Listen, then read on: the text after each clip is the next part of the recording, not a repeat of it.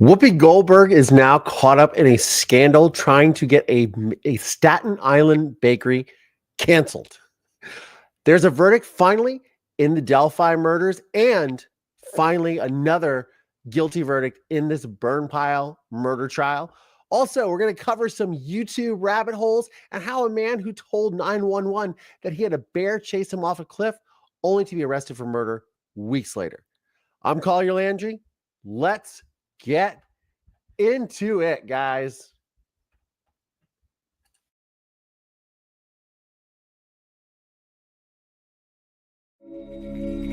Testimony continued today in the most notorious criminal trial in Richland County. Dr. John Boyle is accused of killing his wife Maureen and burying her body. The 12-year-old son finally took the stand. Very confidently told the jury it was his decision to testify against his father. I heard a scream. I heard a thud. It was about this loud. We, the jury, find the defendant guilty.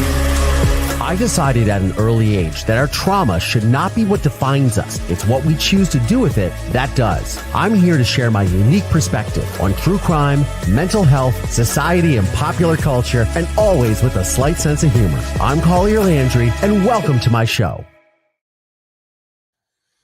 Mover Nation, wherever you may be and however you may be watching or listening, thanks for making me a part of your day. Live from Santa Monica, California, Mover Nation, what's going on? What's going on? What's going on?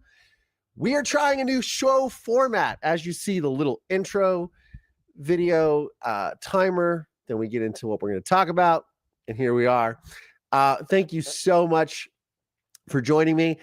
I'm working the kinks out here in the studio, and I hope that you guys enjoy the show. Thank you for joining me on a Friday night.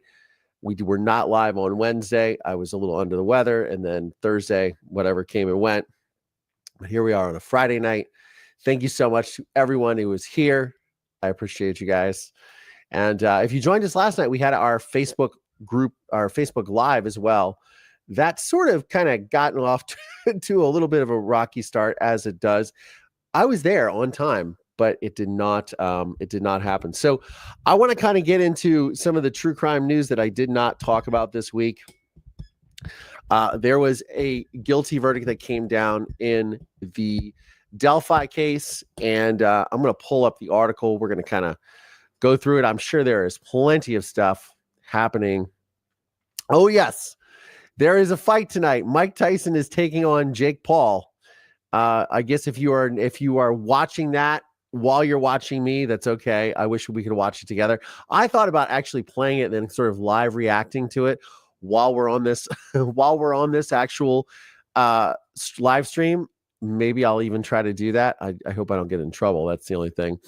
But yeah, guys. So again, thank you so much for being here, for joining me. I have been diving down into the rabbit hole of all kinds of things on YouTube.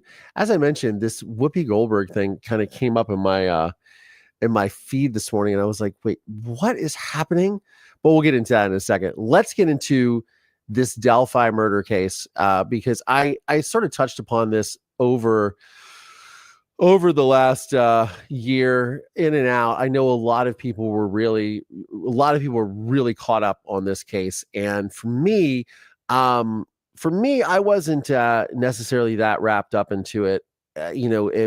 Obviously, the murders of Libby and Abigail were absolutely horrific. These, young girls victimized in the way they were. It was horrible.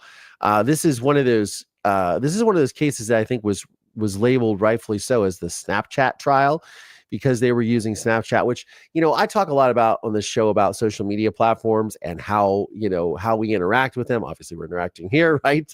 But kids using social media, and this seems to be something that was at the crux of this case, because it was able to pinpoint the timing of when they were on this bridge, and obviously led to the arrest and now the conviction of Richard Allen, who a lot of people had a lot of mixed reviews about. A lot of people thought that he was framed, or he was a scapegoat for other people in the communities. Of course, when cases like this sort of go on and on for long periods of time without any sort of resolution or arrest. I mean, it was almost 5 years before Richard Allen was arrested.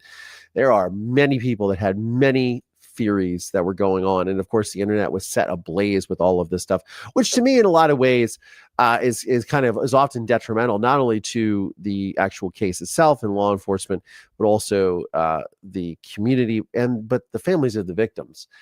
And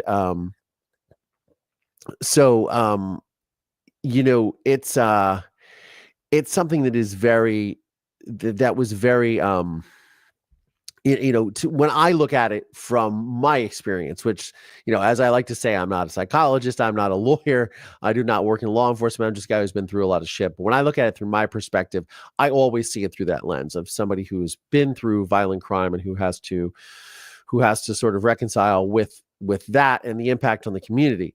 I personally am having I'm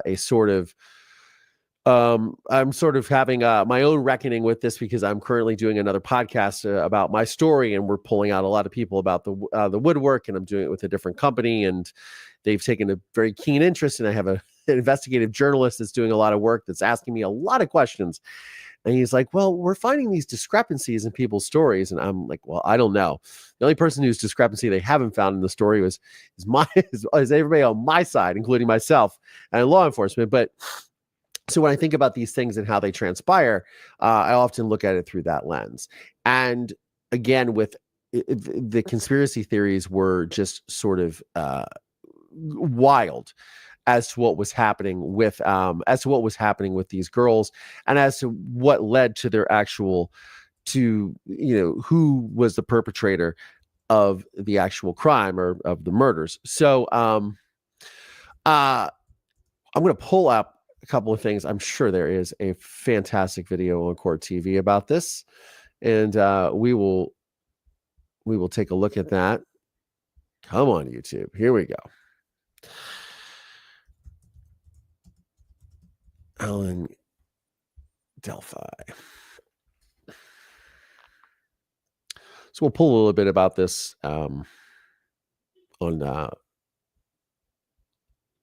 this was on CNN as breaking news. And I will share that over with you guys, and we will talk about it. Now, I know this conviction came in, and they had this trial for, this trial went on even on Saturdays. So it was sort of a kind of an interesting way to go about it. Not our usual courtroom setting, for sure. Breaking news into CNN. There is a verdict in the Delphi double murder trial of Richard Allen. He has been found guilty. You'll recall he's accused of killing 2 teenage girls and leaving their bodies near a hiking path in the small town of Delphi, Indiana, 7 years ago. We're joined by CNN's Gene Casares now, who's been tracking the case. So, Gene, the jury here, after some 20 hours of deliberation, finding him guilty. And our affiliate WTHR is reporting that the courtroom was quiet. However, the emotion was immensely strong in that courtroom. Richard Allen himself was stoic as that verdict was read. The police superintendent from the county of Delphi, Indiana, according to our affiliate, put his hands to his face and started to cry as that verdict was read. He has been on this case from the beginning. This has been an emotional jury. And this has also been an emotional time for the Delphi community, because it was 7 years before they were able to charge Richard Allen with this crime. And so much had gone on. It was because of the tip of a volunteer who had looked in a box because they didn't know who did this. And they found the name Richard Allen, who worked at the local CVS pharmacy, who had made the copies of photographs for the family before the funerals, free of charge for the families. That's who they then looked at, and that is how the arrest became, and also to this ultimate conviction. Now, of course, the families of the victims, Abigail Williams and Liberty German, they were in the courtroom, and according to our affiliate, the emotion for these families to have some type of not closure, you can never get closure, but justice, that law enforcement did their job and that they had the right man. This was a unanimous verdict. This is what the jury believed, and this is a case that had no DNA, had no murder weapon, had confessions, but also had the picture of Bridge Guy. That was the picture that Liberty German, and I think we do have that picture, that Liberty German's phone took minutes before it's believed that these 2 young girls, there it is, that's Bridge Guy. That is from Liberty German's phone. And the prosecutor said at the end of the closing argument that Liberty German had always said she wanted to help police solve crimes.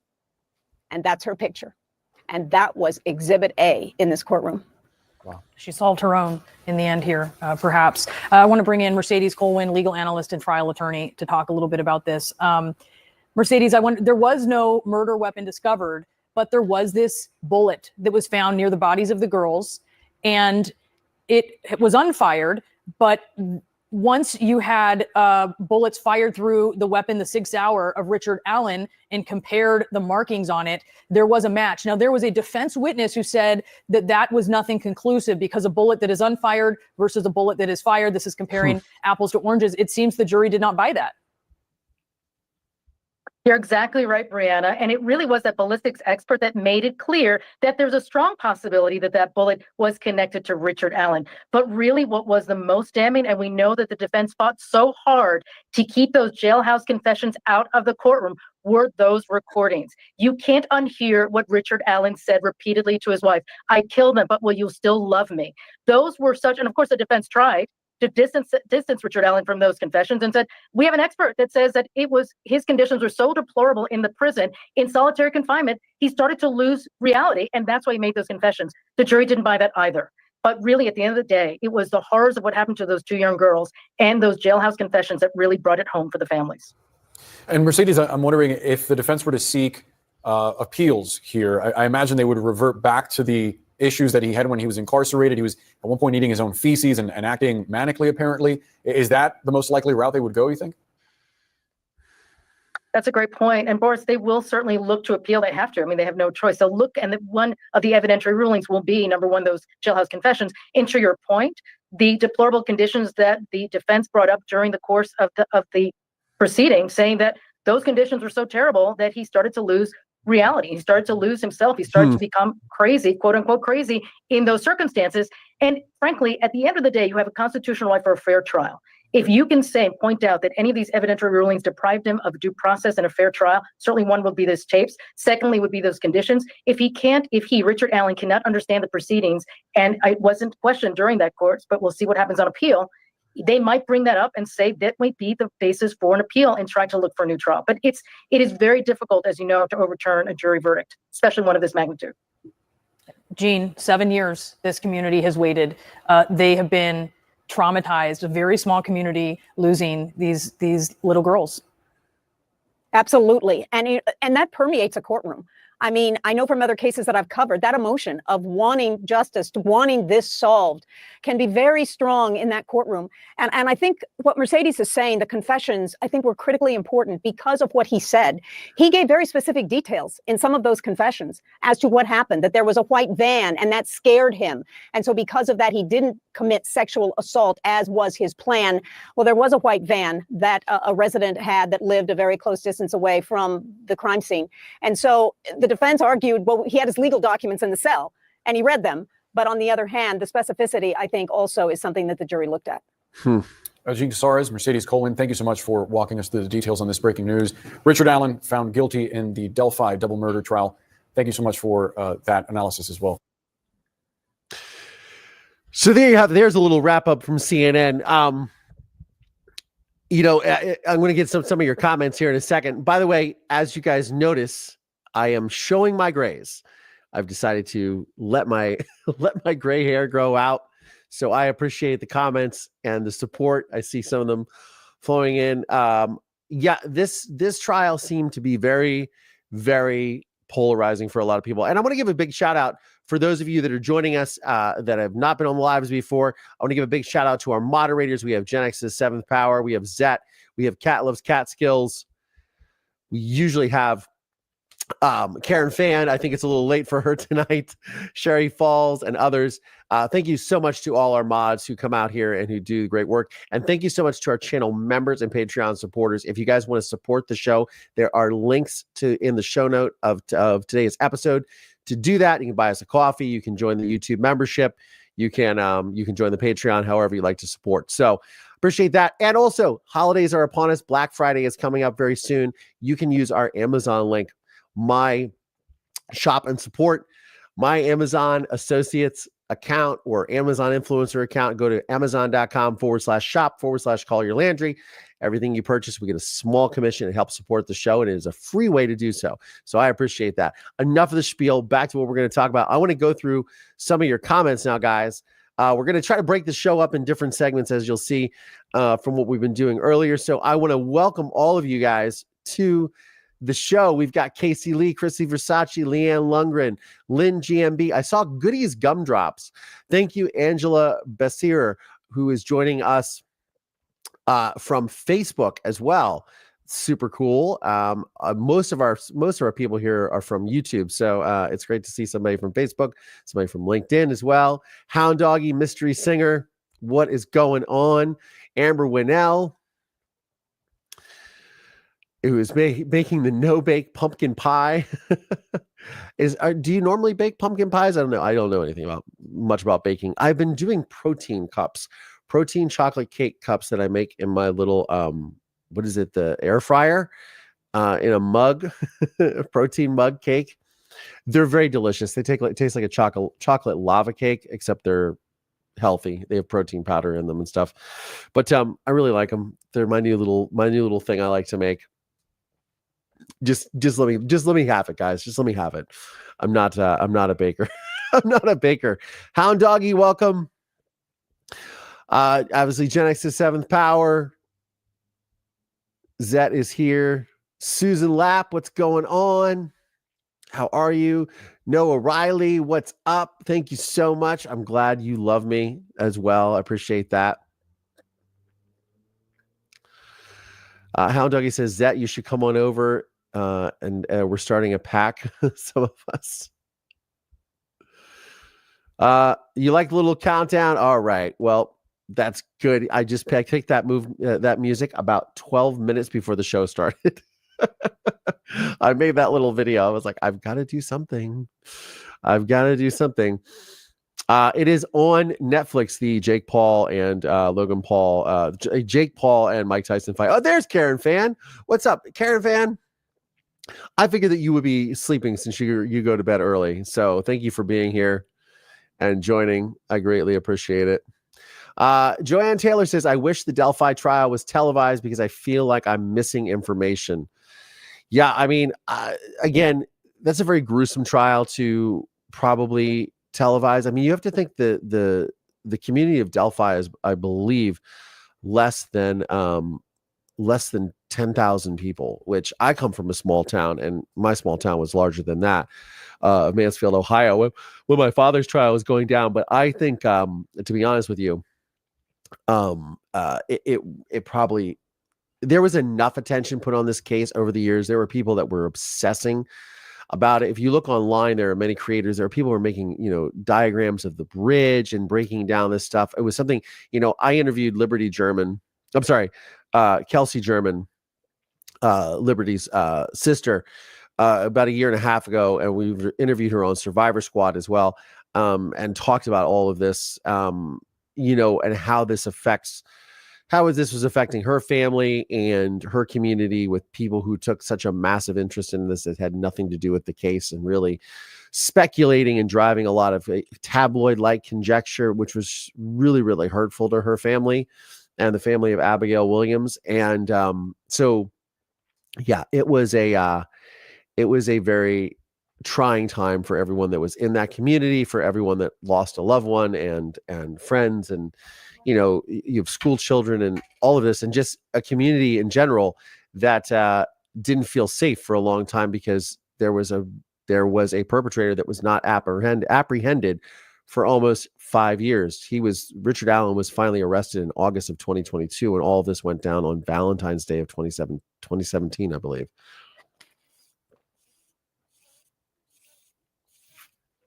So that's a lot. Or maybe it was 2018. Anyways, a long time for a suspect to be kind of floating out in the world at large, and in such a small community. So a lot of people were terrified going to gas stations, not knowing what's going on. And so that to me is a really, it's really tough stuff when you think about it. Again, as we talk about true crime a lot on this show, and as I sort of weigh into it with my own unique perspective on it, That's always where I approach all of these things from. If you guys want to weigh in on the comments, please do so. What did you think if you did follow the trial? If you did follow the trial, let me know what you think in the comments below, and I'll try to read them. Collier's hair is on point. I appreciate that. I'm glad that the I'm glad that the new hairstyle. They say it brings out my eyes, so we're going with the salt and pepper look. And yeah, I can't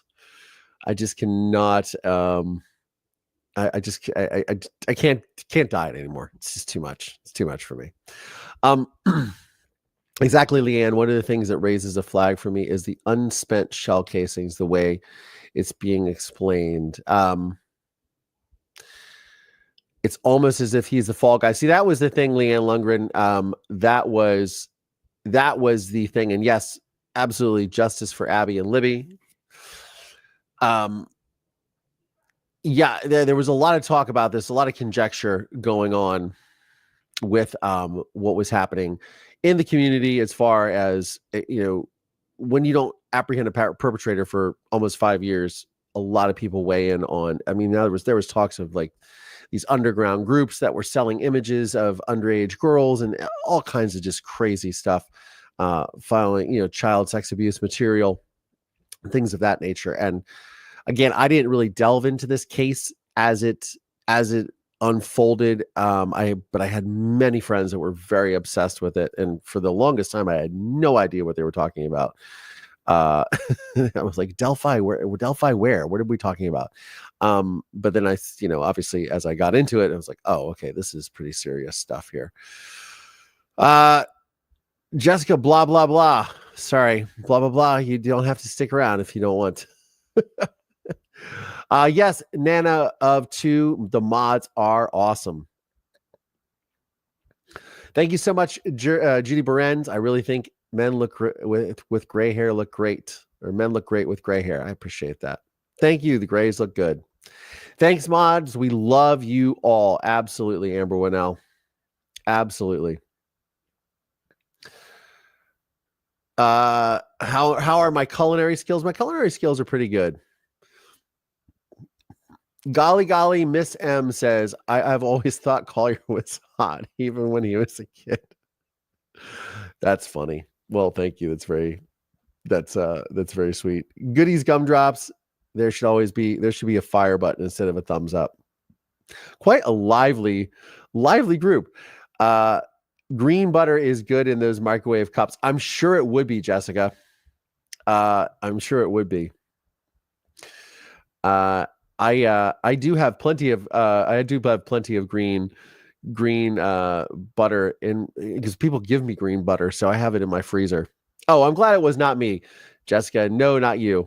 I wrote that when you were playing the news clip about the Delphi trial. They were blah blah blah. I love you, Collier. Oh, thank you so much. I appreciate that. Brian Schulman, what's going on, man? He's Mr. LinkedIn himself. Here he is, watching me live on LinkedIn. So yeah, I found a way to share to LinkedIn via StreamYard. Look at me, Brian. Now I'm to all the platforms. Here we go. Great to see you as well, man. Thank you so much, Nana. Of 2. All right. Collier is schmexy no matter the hair color, but the gray. All right. Well, and I have to confess, because I've had several of my friends telling me, just go with it, brother. Just let the salt and pepper come through. I did it. I did research on, because I just was really tired of it. And I was telling my hair guy, I was like, I'm tired. And the chemicals too, it's like the chemical thing is what really bothers me out of all of it. It's less about having to get it dyed or the expense of having to get it dyed. It's the chemicals. I don't like the chemicals. It really bothers me. And I was saying to him, so I went and I looked and I said, do girls find guys with gray hair attractive? And 72% of women who responded to a survey in Allure magazine said that they find salt and pepper hair on men the sexiest of all hair color. So I felt I was in good company. I was like, I'll take 72%. If I could take 1%, that would be good. Anyways, enough about me and my stupid hair. What's green butter? Green butter would have a I don't even know if I can say that on YouTube, but it has a more of a euphoric effect. But I have quite a bit of it in my freezer that friends have given me over the years. It is very potent things for making baked goods that we like to use in California. Anyways, no, I didn't do the Google search. Yes, I did. Cat Loves Catskills, thank you so much for the super sticker. I greatly appreciate it. Yes, that would be that would be what we are referring to. Amber Winnell. Henna works. It's natural and healthy for your hair. Yeah, I'm over it now. I'm over it. Salt and pepper hair on men. Yeah. Well, I mean, I figured the George Clooney look, right? Anyways, back to this Richard Allen thing. So for those of you that want to weigh in on the comments, I'd like to know what you guys think. Do you think it was a fair verdict? Do you think that the trial itself was fair?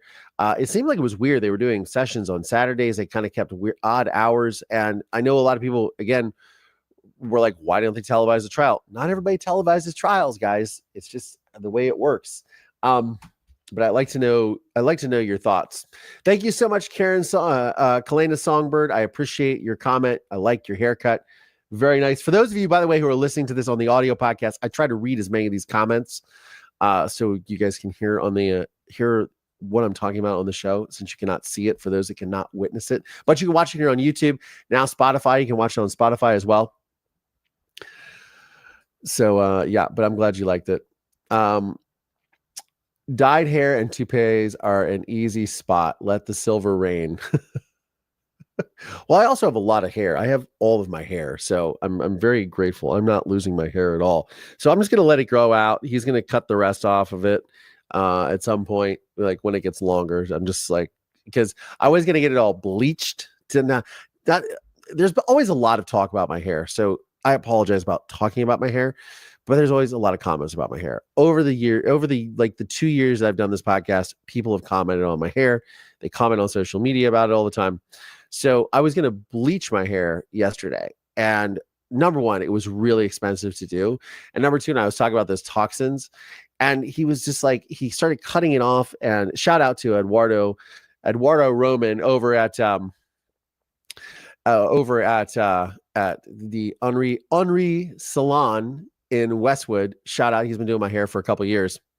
And he said to me, he's like, I'm just going to cut it really fast. And if we have to bleach it, it'll be less to bleach. But when we got done with it, we're like, I'm just like, I'll just let it grow, because my hair grows like a weed anyways. I'm very fortunate to not have, they always say you get your hair from your mother's father. And my grandfather, my mother's father, was bald before he was 30. So I've made it well past 32 to be exact. But I've made it past 30, and I have all my hair. So I'm pretty sure I have a good friend of mine named John, and I said to him, he has a big thick head of hair and he's 75. And I said, isn't it nice to know, like, you're gonna die with your full head of hair? So I'm very grateful for that. Leanne Lundgren asks, Collier, I hope this is not a trigger, but how long was your father in jail before his trial? My father was in custody for almost 6 months before his trial started. It was pretty quick. Hey, Angela, how you doing? Where's our girl Marisol? Marisol is still with her brother Dixon in Orange County and staying at her mama's house, but she will be back on Tuesday. She is scheduled to return. My little nugget. I miss her so much. Apparently she misses me too, because she went to her little carrier bag today and was like sitting in it as if like, I'm ready to go home now. But she's enjoying her little time. She loves playing with the other doggies. So she's having a little vacation. Nana, there is talk of a cover-up in the city government level in Delphi. Yes. Thanks, Eduardo Kalena Songbird. Absolutely. Yes, she is still with her. She is still with her mama. Jake is missing her too. Yes, the full head of hair is something for the gratitude list. If you guys are in my community section on this YouTube channel, we are doing 30 days of gratitude because it is November. We celebrate Thanksgiving, and we need to express what we are grateful for. And every day I put a prompt in, and I let you guys talk about it in the comments. So we are doing that. And I thank you to everyone who participates in that. But yes, that is something for the gratitude list. I'm grateful for a full head of hair. Absolutely. And I'm grateful for this community too.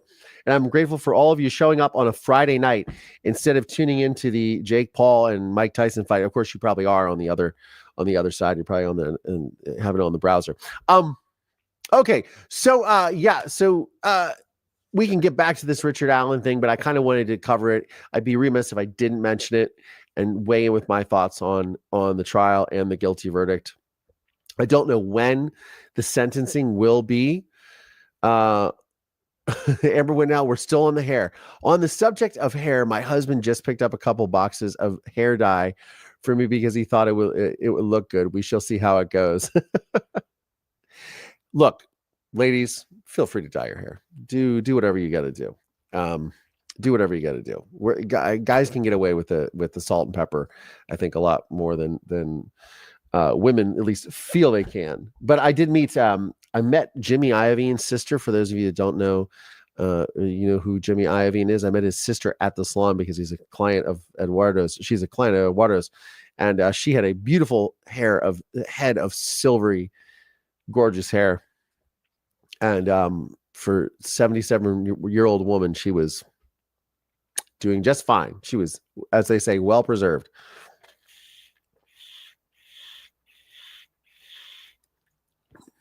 She looked fantastic. Although she hurt her ankle. So anyway, she came up and weighed in on my hair too. Everybody weighs into my hair. That's what happens. Trust me, henna is amazing. Love the men with the salt and pepper hair. Appreciate it. That's suspicious. Are you talking about the verdict, the guilty verdict? Gen X to the seventh power says, you are brave, Amber Winnell. My husband might pick up something frightening. Yeah, I don't know if I would trust a man to go pick out hair dye, ladies. I don't. We don't know what we're doing, just to be clear. And I'm somebody who used to buy the boxed hair dye before I got it professionally done. And I would get I try to get the stuff from Whole Foods, the natural kind. I don't know if I had my hair dyed. I did have my hair dyed in Murder. No. Well, I sort of had it dyed in Murder Mansfield. I don't even remember what was going on in Murder Mansfield, but I did for years. I dyed my hair. Lena Beautiful, how are you? Welcome. Never use box dye. Yeah, no, I realized that after a while, but I didn't know any. I didn't know any better. I had to get schooled on that as I learned more. Lena Beautiful, thank you so much for being a YouTube channel member for 19 months. So grateful for that. I'm just saying, if my husband brought me home some hair dye, I would be a little suspicious of why, says Deborah Ann. Yeah, I think I would be too. Again, don't trust men to do that. Lynn GMB says, it is not a cover-up. Richard Allen is the guy. Yeah, so again, he confessed a few times, and he confessed before he sort of went crazy in jail, as my understanding was, because I heard a lot of conjecture. I heard a lot of people that were into the trial. They were like, they forced him to confess, and look, I can't. Well, first of all, I can't imagine doing what he did anyways, so let's just get that out of the way. But you've got to imagine the community was traumatized by what you did. You evaded justice for almost 5 years, then you're arrested and you go into the local jail population, which I'm sure they probably didn't hold him right in Delphi, but I mean, I'm sure he was kept in solitary confinement, I'd imagine. Again, somebody correct me if I'm wrong. I'm just spitballing here. A lot of times when there's a high profile prisoners, they do put them in solitary confinement, especially if they feel like, and they don't like people who take the lives of little kids or women in jails. They're not big fans of people who commit crimes like that. So normally they have a target on their back from Jump Street. So I wouldn't be surprised at all if he was in some sort of solitary confinement, which, for anybody, I believe I talked about this on the show the other day. For anybody it's aware of the solitary confinement situation, it's a horrible, I mean, just imagine being stuck in a room with no one to talk to for 23 hours a day. I mean, that would just be It's like horrific, which is why a lot of these prisoners act out. As again, there's a documentary narrated by the actor Peter Coyote, who is the voice of the Home Depot commercials and many other commercials. He's a very successful voiceover actor. It's about solitary confinement, and it takes place in the state of Colorado. It is an eye-opening, poignant documentary. If you haven't seen it, check it out. Amber Winnell, thank you so much for the super sticker. I greatly appreciate it. Fabulous. Lynn GMB says he was in safekeeping for his own safety. He made over 700 calls on an iPad. I'm surprised he was allowed access to that. Nana of two says he confessed a total of 60 times. It's hard to believe anyone could do what they did. If he didn't do it, why not more investigation? I hope they have the right person. Yeah, I mean, obviously you always want to see the right person. Will I be covering the Idaho 4 in future lives? I have covered it a little bit. I will revisit that when that goes to trial. I don't know. We even know when that's happening. I think that's like next summer when that whole thing is going down. He was in prison, not jail. It was 5 months before he confessed. Okay, so they put him in actual prison. Okay, that's all right. So he was not in jail. Thank you for clarifying that, Marie Hathaway. And welcome, Marie Hathaway. Speaking of Colorado, welcome. Denver Broncos playing. Are they playing the New England Patriots this weekend? I believe. Maybe. I can't remember who they're playing. Patriots, maybe. I don't know. Good luck to your Denver Broncos. Your Denver Nuggets seem to be doing well as well. Everyone else says the whole case hurts my soul. Yeah, no, it's a heartbreaking. The whole thing is heartbreaking, and heartbreaking for the community and the loss of life. Kalena Songbird, thank you so much for the super chat. What fight? LOL. We support you. I love that. I love that. I just think it's weird that. And look, to talk about Jake Paul. Say what you will with the Logan Paul, Jake Paul thing. They're also from Ohio. Shout out to Ohio, my Ohio peoples. When you think about it, boxing was pretty much, no offense to anyone who loves boxing, but boxing was pretty much made irrelevant by MMA and the UFC. And Jake Paul has, for whatever you might say, he's fighting YouTubers and he's fighting obscure people like Nate Robinson, who's a former basketball player, and they're kind of weird fights, and they are. I've seen it. Like it is weird. And he's fighting Mike Tyson, who's twice his age, and obviously, I mean, he's still Mike Tyson. I don't really know if I would want to take a punch from him, but it's made boxing relevant and interesting again. So you've got to give a lot of credit to that, because pretty much MMA just took over everything, and boxing was pretty much, again, not relevant. And he's made it relevant again. So a lot of people who are in sports talk radio and who are in sports talk media are talking about like that. They've made it interesting again. And to see this be on Netflix too, in a lot of ways, with Netflix doing this, Netflix is going to obviously clearly break into sports, and because that's the future, because sports will always get ratings.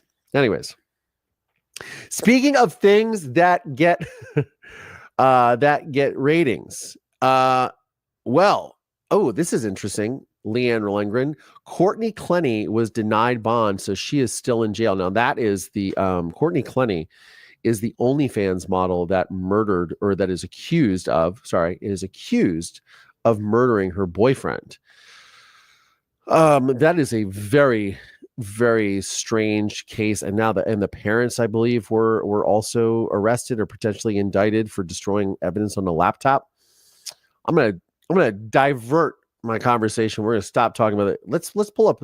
Let's see what we can find on the YouTubes about Courtney Clenny, because I would definitely be interested in seeing what's happening with that, to be honest with you.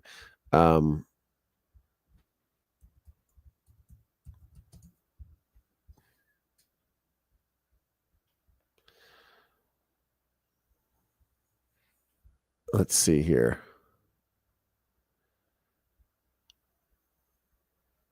Courtney Clenny. Oh, so it was on Surviving the Survivor 9 hours ago.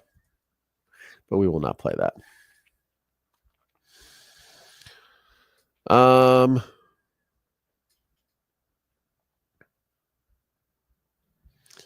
Courtney Clenny bond denial. I mean, also what just an absolute. I mean, again, when you look at all this stuff, it just ends up. It's very heartbreaking because.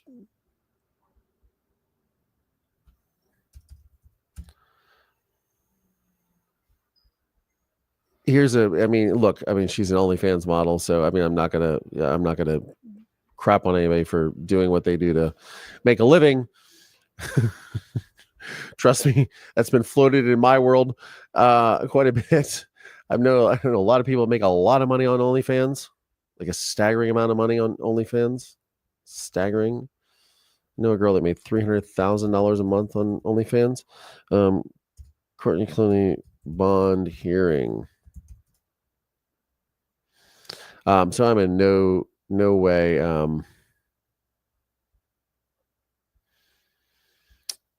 What is this? This is the latest knife throwing pig carcass shown at Courtney Clenny. Oh, this is because she claims that she threw the knife in self-defense. Why is there no?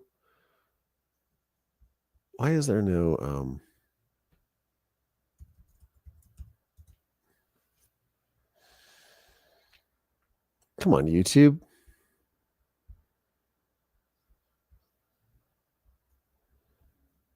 All right. Well, we'll just share this video here. Let's see. Pulling up, presenting, share screen. All right. What is this, Michigas here? A dead pig. The video played during a recent hearing for OnlyFans model Courtney Clenny. I'll tell you why Clenny is hoping that video will help her in her effort to get out of jail on bail as she awaits trial for the murder of her boyfriend.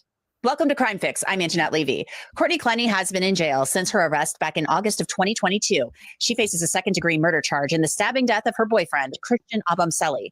Clenny maintains she stabbed Abamseli in April 2022 during an argument at their condo in Miami in self-defense. Clenny wants to be released on bail, and her attorneys presented a video of a knife-throwing expert throwing knives at a pig carcass and testimony from a forensic pathology to back up her claim of self-defense. More on that in a bit. But first, more on what happened between Clenny and Abamseli back in 2022. The aftermath of the stabbing was captured by police body cameras. Yeah, this is terrible. Get up right now. Get up right now. Clenny was poor doggies. Arrived at the condo back in April of 2022. No, I can't let this. Okay. Wait, it wasn't. I can't even imagine. Relax. The poor dogs. I can't even imagine. I just, a lot of times when, look, as I say many times, I'm not a psychologist. I'm not a lawyer. I do not work in law enforcement. I'm just a guy who's been through a lot of shit, but I cannot imagine sometimes what these men and women in uniform have to witness when they go into a scene, a 911 call, something like this, and they just, sorry, I'm looking at you. Tyson slapped the treats out of Jake's mouth over him stepping on his toes, literally. Oh boy. Slap the taste out of his mouth. I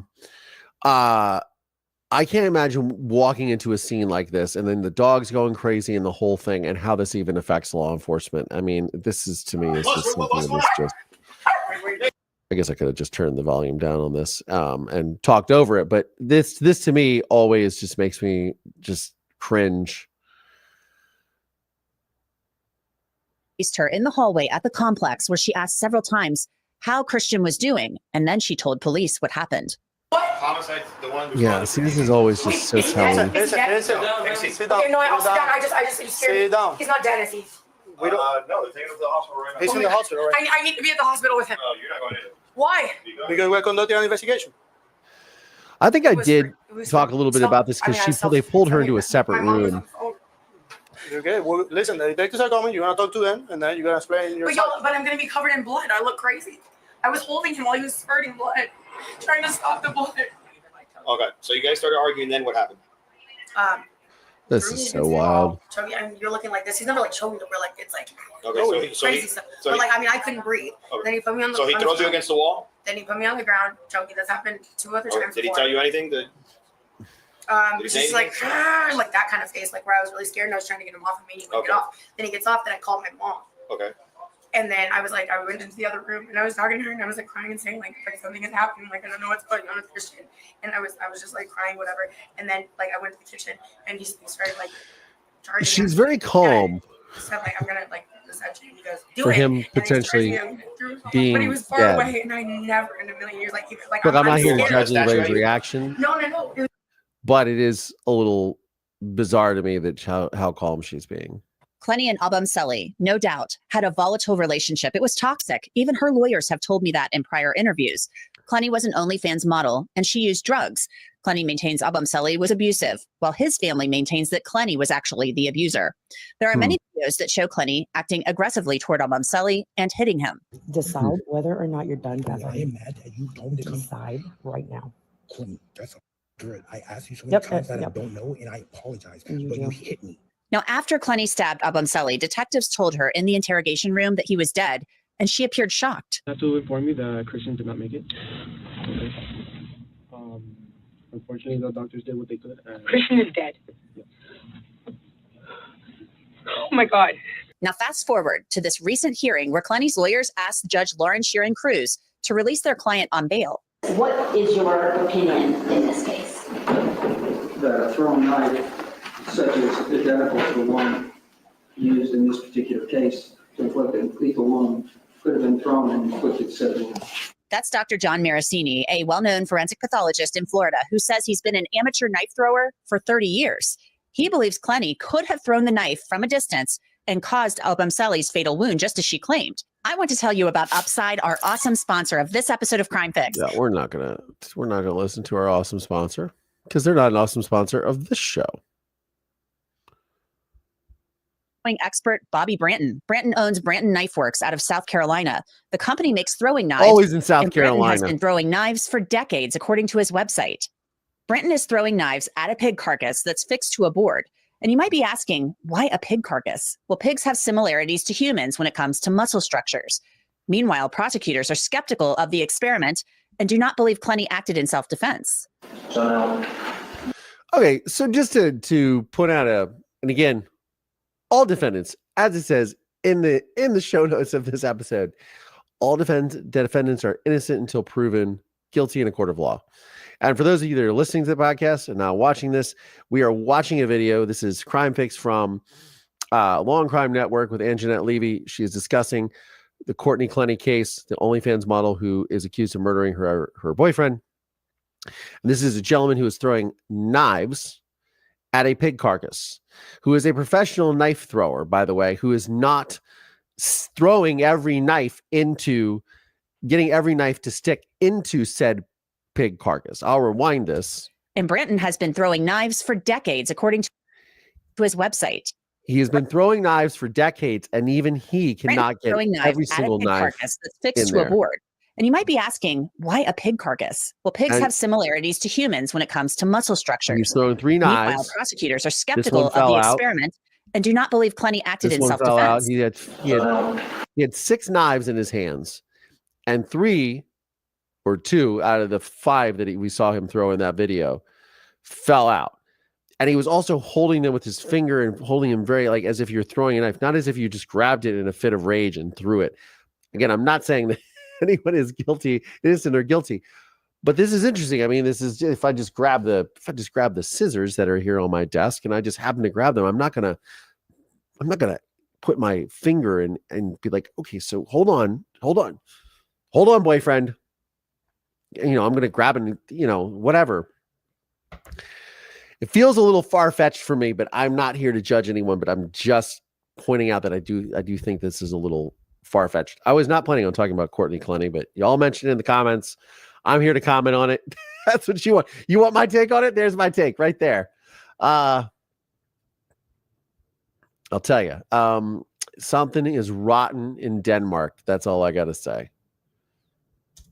This why do we say experiment that was done, you were brought in and informed of the circumstances. You yourself were not outside of the defense team. That's your only knowledge of what happened in this case.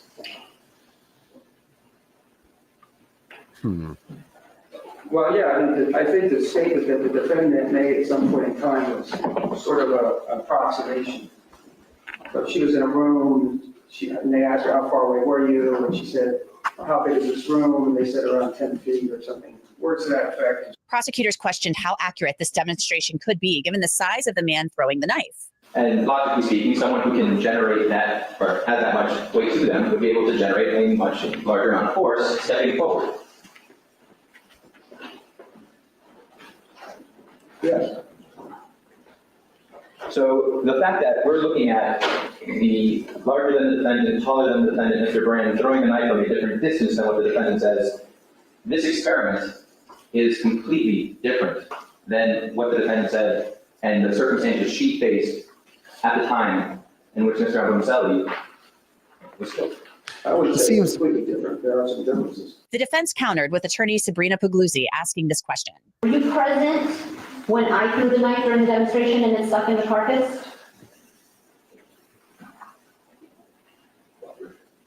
Yes. Again, and this I was feels... able to throw this knife and make it stick? Yes. I want to bring in Josh Ritter. He's the host of Courtroom Confidential on YouTube, also a defense attorney and former prosecutor in LA County. Josh, the pig video is something I really haven't seen before. Obviously, humans and pigs share some physiological, anatomical similarities, so that's why they were using the pig.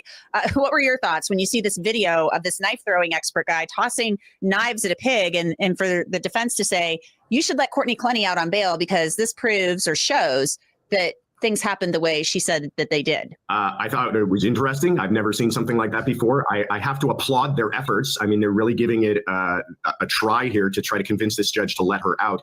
I think at the end of the day, though, the judge is going to say, you know what, this is all fine and good, but these are great arguments in front of a jury. As far as my decision on bail, I've made that decision. Nothing that you've presented to me is convincing enough for me to believe that I should let her out. And that's essentially what they were asking for, is they're trying to say that, look, judge, we have such a strong case based upon this new experiment demonstration that we've done that you should go ahead and grant her bail. I don't think that will entirely convince the judge, but I imagine we will see the same type of evidence presented at trial. To me, it was interesting that they actually, this was elaborate. This had to have cost a good chunk of change. They went to this knife throwing guy. He's an expert. He's been doing this for decades. You've got also the forensic pathologist who was the expert, and they're all standing there throwing knives at this pig to try to demonstrate this. The prosecution, meanwhile, says she went at this with a downward thrust, that she was, up close to Toby or Christian Abumselli when she stabbed him. Toby's his nickname, when she stabbed him. So it will be interesting to see if they're even allowed to present that to a jury. Do you think that would be allowed? Like, are we going to see a knife throwing expert as an expert witness at trial? Do you forecast that? I think there's a really good chance of it. If their expert is allowed to testify, and I don't see a reason why they wouldn't, that is their theory. That is her claim, that this knife was thrown then rather than being held in her hand at the time of the stabbing, that she threw it in an act of self-defense. And to support that, they're allowed to call experts. Now, the prosecution might argue that this is based on conjecture and speculation, and this is only going to serve to confuse the jury. But, and especially if she testifies that that's what happened, I imagine they will be allowed to call an expert to support that, and that expert's testimony might include this demonstration. This to me just sounds like such a reach. What do you guys think? What do you guys think about this? This is embarrassing, but I take pig enzymes for my pancreas because it's the closest animal to humans. That's interesting. That's very interesting. No, she didn't throw it when she went up to him and stabbed him to death. Yeah, that's what it seems like.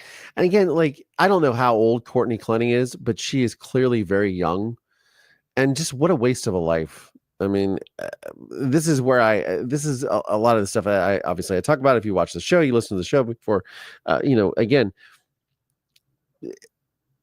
I don't know how we sort of divert people or how we can educate people in conflict resolution in their relationships, or things that they, ways that they should act appropriately with their partner or their spouse or their, fiance or whoever, lover, what have you, but obviously resorting to violence that might be fueled by some sort of drug use or abuse. I mean, or substance abuse.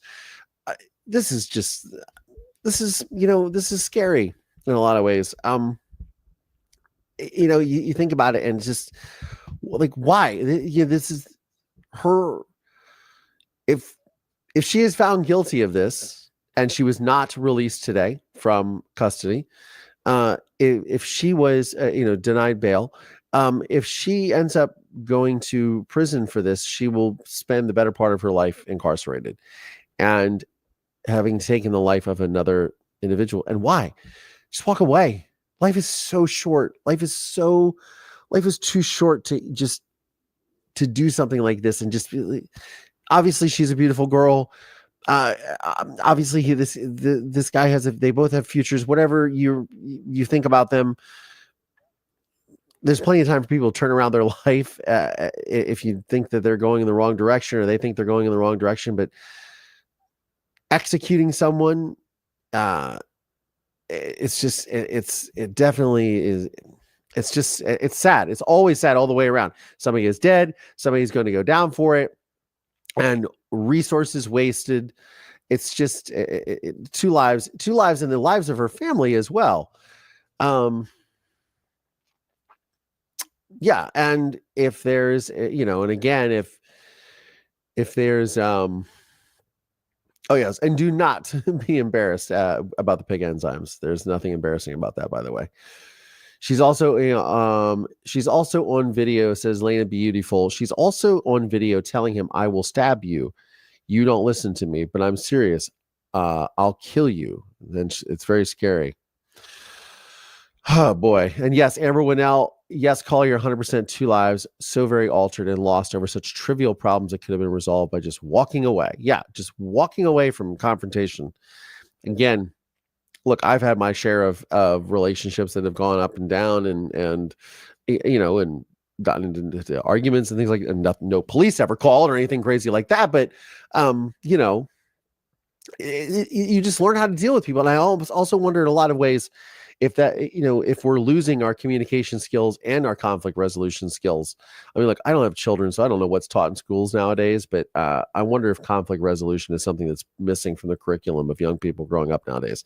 Not to sound like someone who has gray hair, but in a lot of ways. By the way, I did ask ChatGPT, because I mentioned it earlier. I said something is rotten in Denmark here with this. This is the phrase. The phrase something is rotten in the state of Denmark. The phrase something is rotten in the state of Denmark comes from William Shakespeare's play Hamlet. In the play, an officer named Marcellus says this line in Act 1, Scene 4, after witnessing strange and ominous events, such as the appearance of King Hamlet's ghost. It's a metaphorical way of saying that something is deeply wrong, corrupt, or suspicious. Denmark serves as a symbol, but the phrase is not literally about the country. It reflects a sense of underlying decay or moral corruption within a system or situation. Over time, this line has become an idiom in English used to describe situations where there is an obvious but unspoken problem or wrongdoing. That is where the phrase something is rotten in Denmark comes from. Or more accurately, something is rotten in the state of Denmark, from William Shakespeare's Hamlet, Act 1, Scene 4. So there you have it. I was curious. Thank you so much, ChatGPT, for that update. Oh, good old ChatGPT. Good old ChatGPT. And just for posterity's sakes, we can go ahead and share that. I love my ChatGPT. There you have it, right there. The phrase something is rotten in the state of Denmark. There you have it. So, ChatGPT, thank you so much. Fabuloso. Josh and his salt and pepper. Yeah, see, there you go. There you have it. Caleb's Catskill says, I love that phrase. It reminds me of things that I heard growing up. Yes, these anachronistic sayings that we grew up with. My chat GPT's name is Lumi, says Nikki. All right. So now to get back to something else that I'd like to talk about. So I have been obviously post-election, there's been a lot of people talking about a lot of things, but I came across this. It popped up on my feed. It's from Fox News. Not that I'm a big advocate of any particular news source, legacy media news source, but I did see this today because I thought it was happening. Whoopi Goldberg, who is one of the hosts of The View. Now, a lot of people do not like The View. I think I remember it being decent when Barbara Walters was on there, but I don't particularly watch the show. It seems like they're very biased on the show. And I've always heard it panned, and mostly fodder for people to make fun of it is really everything that I've always heard about on The View. Now, mind you, I'll go on The View anytime they want to have me on, by the way. No cap. Just saying. But Whoopi Goldberg apparently said something. Yes, please smash that like button, guys. Thank you so much. I don't even know where our likes are. I don't even know what's going on, to be honest with you. Yeah,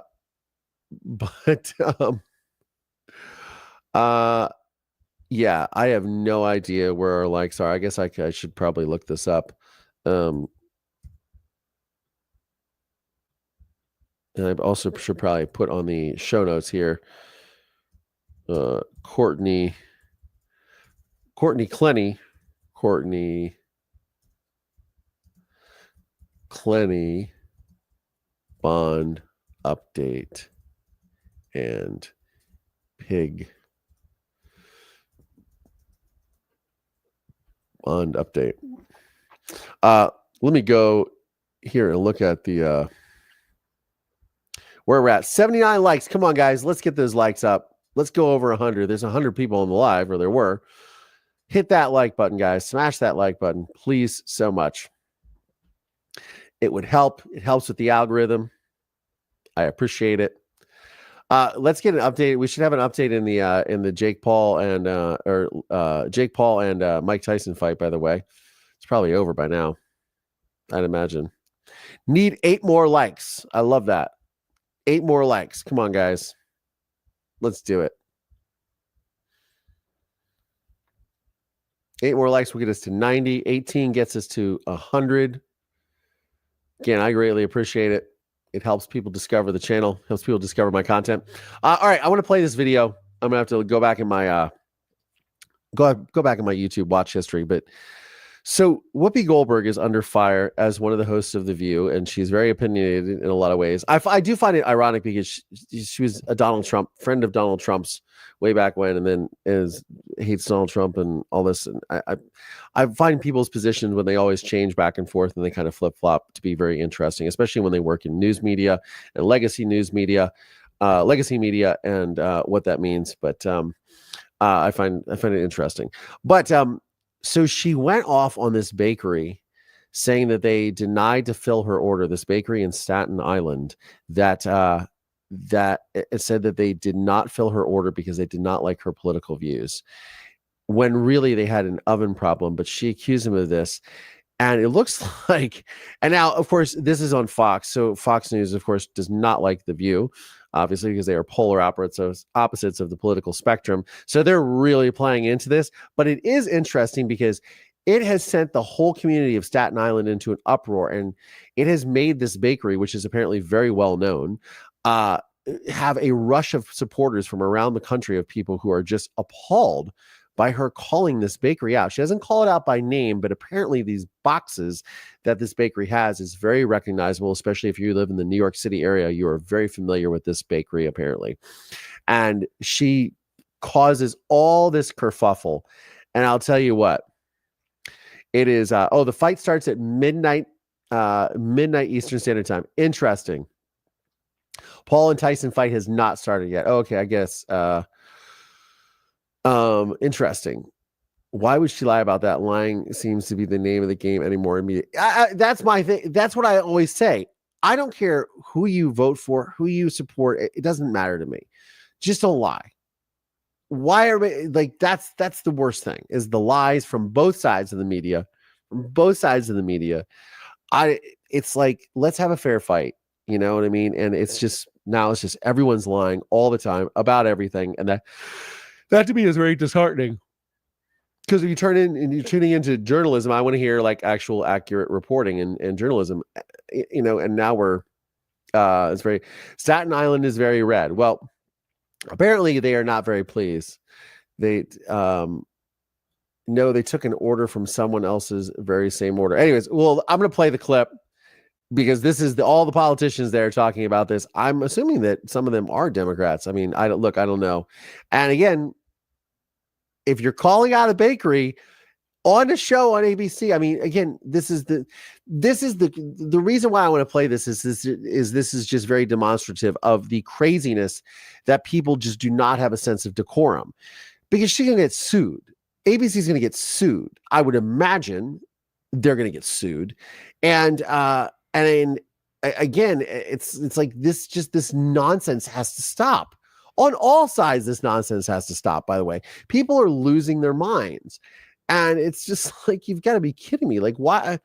First of all, why would you put yourself in this kind of exposure? And it's just, anyways, that's just my take on this.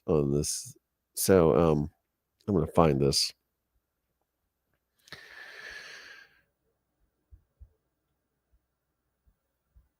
Because I just found it really absolutely absurd. Again, we're going to take this with a grain of salt because this is also Fox News, but this is playing the actual press conference, which I thought was interesting. Before we went to break, now it's happening. Whoopi Goldberg causing problems for a bakery, and now a Staten Island bureau president is speaking. Let's watch. And I think the bottom line here is after we're going to call up Jill, who has had to endure something that she shouldn't have to endure. These people are up at 3 or 4 o'clock every morning. The sacrifices they've made, the holidays they've missed with their families. Oh, thank you so much. Staten Island better, they have sacrificed for 145 years. Rutherford B. Hayes was the president of the United States, for God's sakes. And they're still here and they're still strong and they're not going anywhere despite what other people on television have to say. And frankly, the people who I agree. The Holtzman Very tired of the pontification. Apologize to the Holtzman family for making stuff up to suit their needs. Not everybody wakes up every day and thinks about politics. A good business person doesn't care about anybody's politics. So with that, I'd like to call up Jill Holtzman Bowers. She deserves 110% support. Jill, come on. It's a community that I have to tell you, I'm so overwhelmed by the There's support a news conference about between finding out yesterday this even happened, which is why I'm talking about calls, and then people coming in, people from all over just supporting us in every way. We had phone calls yesterday from Alabama. Guy says, I'm going to give you $50. Send it to a school. Send them donuts. Send them cupcakes. The support has been so overwhelming, and I know how hard my family has worked to keep this business alive. And I wish my father was here today to see this. He would never believe it. My bakers come in 2 or 3 in the morning just to have donuts and rolls for everybody to come in and say, we have the best rolls ever. And you know what? It took my whole family. It takes everybody, the community that comes every day to see us. We have this everyday conversation with everybody. How's the family? How's this? This is what makes Holtzman's. It's the community. It's my fellow everything that come out and us giving back to the community that makes this go round. And if it wasn't for you and Staten Island to make this work, we still wouldn't be here today. So I know my brother, Billy, work hard. Joe, my baker in the back, is here 6 days a week. He gives his heart and soul to this place. And you know what? My father always said, you do what you love. I'm telling you, this is my heart. And I thank you so much for everybody to come out and support us with the Holtzman family. It means the world to me. It really does. Thank you so much. I wish my father was here today. So good, so good. The goodness prevails. And just a little background for those who know, they had a boiler here. Again, it's been here 145 years. They had a boiler that was 60 or 70 years old. And the first week in November, guess what? It went on the fritz. They had to be replaced. And the reputation of Holterman's is impeccable. So rather than commit to something they couldn't guarantee, they say we can't do it. And the person who besmirched and defamed them took that as an insult to her. Well, get over it. This family will be here for, God willing, another 145 years. And as Jill said, it's her family, it's the Staten Island community, it's the elected officials. And I hope if you're watching this across the country, go online and order something and we'll mail it to you. Keep coming to Holterman's. I'd like to call up State Senator Jessica Scarcella-Spanton. Thank you so much for putting this together, to our wonderful borough president, Vito Fasella, and to the Holterman family. Jill, give her a big round of applause. I think one thing all of the elected officials have in common is that Holterman's has been around our entire lives. My parents' entire lives, my grandparents' entire lives. Holterman, so there you go. All right, I'm going to jump forward. Holterman Bakery's back because the Holterman family, generation of our president, Now, Vito this guy always says stands something up for that's kinda Staten funny. Island. And 36. Councilman David Carr, David. thank you so much, Borough President. Vito always stands up for Staten Island, and today Staten Island needs to be stood up for. And we're here today to have Holterman Bakeries back because the Holterman family generationally has had the backs of this community. Like so many other small business owners, they give back to the community that they call home. They give back to the community that patronizes them. And I'm so glad that we see all the cars here, all the people coming in and out of the store today to send a message to the person who decided that she was too important for a boiler breakdown, that she had to have her pastries, and if it wasn't coming to her, it must have been someone else's fault. It must have been a direct insult to her. That would never be the case. Staten Islanders don't serve people based on their political opinions. They serve everyone who comes through their doors. And that is the case with the Holterman's family. He says something funny about. And in case you can't tell, I love a good bakery. And There this you go. is one of the best He in the loves a world. good bar bakery. none. All right, let's see what these guys Fasella are in at Fox Staten say. Island, and he said the borough president, Fasella in Staten Island, and he said these words: "This is the American story." Wow. All right, so this is the whole thing that caused the kerfuffle. The place that made these refused to make them for me. Oh, really? Yes. What? Oh, No. Let me explain. They said that their ovens had gone down, all kinds of stuff, but folks went and got them anyway, which is why I'm not telling you who made them. But can't be because I'm a woman, but perhaps they did not like my politics. Yeah. Okay, the boiler was broken. I mean, you could hear the New York City councilman there. And this is why I'm talking about this, because it's everybody as I talked about the other day, my friend called me up after the election and said I was part of a silent conspiracy for whatever reason for not actively talking about Donald Trump or talking about the election. Honestly, like, I'm very into politics, but it's something I didn't really want to talk about. I kind of wish I had, because I probably have 500,000 followers by now and a pocket full of money. But in all seriousness, I just was like, I don't want to delve into those waters. But people are going to force me to talk about this. But this is just so symptomatic in just our culture of people just acting stupid. You're on a show that you make a lot of money from. I don't know what Whoopi Goldberg gets paid to be on The View. I don't know what these hosts get paid, but I'm sure it's a lot of money. And you're going to go and say this about a company, a bakery, and you live in New York, and you're going to say this about a bakery that you supposedly love, and you're going to outright accuse them of political persecution. Now, I mean, it's just,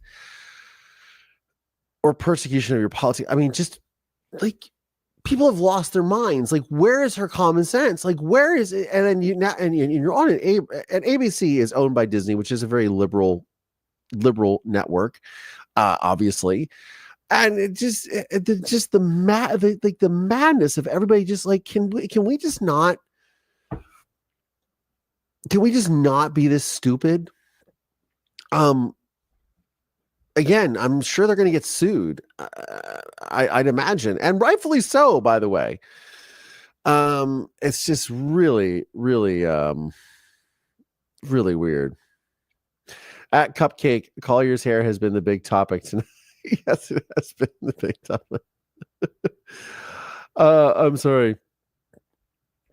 And yeah, this is what I think. Messing around with somebody's livelihood is bad karma. It's the terrible twos, tantrums in their 60s. Yeah, I don't think Whoopi Goldberg is 60. I think she's much older than 60. I mean, she looks fabulous, but it just is really, I just think it's really dumb. Staten Island needs to be stood up for. Sit down, Chachi. Yes, they have all lost their minds. And then, of course, Fox is going to go, and then, of course, they're going to go grandstanding and pontificate about how, and I think they even say pontification by Whoopi Goldberg. Like, they're going to go off and run off and be like, this is the worst thing ever. But it's like, oh, please. Okay. Like, can we all just have a little bit of, come on now. Again, I'm not a huge fan of either one of these particular shows, but it is it's just like people are just losing their minds, man. Can we have some sort of sense of decorum? And again, I talked about this the other day when my friend who went off on me about being a quote silent conspirator, which I'm still, and she's still sending me messages, by the way, about it, about the election, about politics, about Barack Obama, about all and his administration, all this stuff. And I'm like, I voted for Barack Obama. Like, come on, like don't come on, like, twice. Twice. It's, I mean, it's just everybody's lost their damn minds. I would think the election's been 2 weeks now, a week and a half. I guess week and a half, right? Almost 2 weeks, and people are still losing their minds. I don't understand it. I don't understand it. Anyways, the View women seem kind of mean and they scare me. Yeah, they are kind of mean. Yeah, and can we just get an apology and move on, or they're going to sue her? I mean, it's just kind of 11 days. Thank you so much, Cat Loves Catskills. 11 days. I guess it hasn't been 11 days. People still need to mourn or just act a fool. I don't know, but again, acting a fool. This is my whole point. It just seems crazy. And yeah, Nikki, that's what I agree. There's nothing you can do about it. Just sit back and look at what happens. That's all you got to say. That's all we can do, right? And yes, I have found the women on The View to be kind of mean-spirited, like a Mean Girls Club, but that's just me. And yeah, good golly, Miss M. Exactly. It comes down to don't lie about stuff like that. Yeah, that's it. Just, don't lie. And yes, I agree. Cat Loves Catskills. I agree. It is all insane. That's my point. It's all a level of insanity that we have just not seen before. Anyways, going through your comments, when I saw RFK Jr. have voted for Trump, I about fell off my chair. Yeah, and RFK Jr. is now the scourge of the Democrats. But apparently, Barack Obama was going to make him a member of his cabinet or appoint him to an official position when he won the election. So it's like it's all just such bullshit. It's all of it.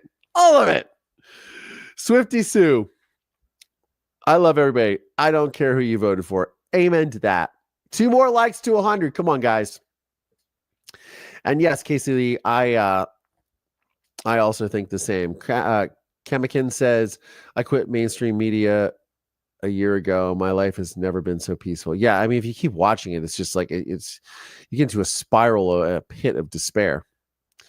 Cat Loves Catskills, what was that before the bear in Central Park story? Yeah, I mean, also a very crazy, very crazy story for sure. Collier, have you ever thought of doing stand-up? A lot. I have thought about it a lot. I've done stand-up actually a couple of times. Collier for president. Oh, we'd all been, I don't know if I would wish that job on anyone, but I would make a good president, I think. Absolutely. If you guys want to start, we'll go 2028. No, we'll go 2032. Collier for president. I'll be in my early 50s by then. Wait, so hold on. Yeah, early 50s by then. Let's go 2032. Yeah, 2032. I like that. Where are the stand-up vids too? There are no stand-up vids, but I have thought about it. Yeah, the first time I ever did stand-up, I did it in front of 2,000 people. How's that for popping your cherry? That was great. And I'll tell you something, when you do stand-up in front of people, and especially when you do it in front of a really large crowd, it is apparent when people laugh, but it's even more apparent when people aren't laughing. I remember my friend saying to me, I had the microphone, much like this one right here. I had the microphone and I was pacing back and forth in the spotlight. And that's what my friend said to me as I was walking around on the stage. He says to me, he goes, for those of you watching, listening, I pulled out a microphone that I have. It's a handheld microphone that I'm going to hopefully use for some man on the street stuff, which has my little Marisol sticker on it for those of you guys that see, that are watching on YouTube. And I was pacing around in the spotlight back and forth. And my friend said, you know what, man? He's like, even if people didn't laugh at everything you said, he's like, I thought you were funny, but you had some moments that you realized you weren't as funny, right? And I practiced a routine for hours and hours with my friends and back and forth. It was funny. I was 20 years old. Yeah. But he goes, you paced really well back and forth in the spotlight. Like you looked very professional. And I was like, you know what? I'm going to take that as a win. I got the biggest laughs when I came back on stage after intermission and said, I'm not going to do another routine. And everybody started clapping, laughing. I got which that kind of stung, but I was also like, whatever.